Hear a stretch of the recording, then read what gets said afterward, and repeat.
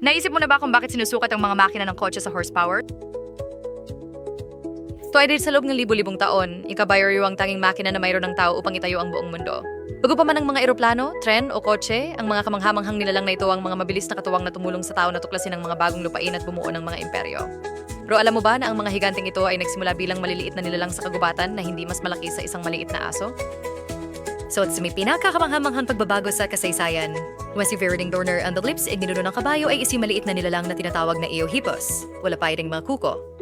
Sa halip, mayroon itong 4 na may pad na daliri sa harap na paa at 3 sa likod.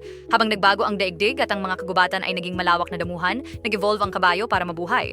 Naging mas mahaba ang kanilang mga binti para makatakas sa panganib at ang kanilang mga daliri ay nag-fuse sa matitigas na kuko na nakikita natin ngayon. Dahil madalas silang hinahabol sa ligaw, nag-evolve sila ng ilan sa mga pinakamagandang superpowers kailanman.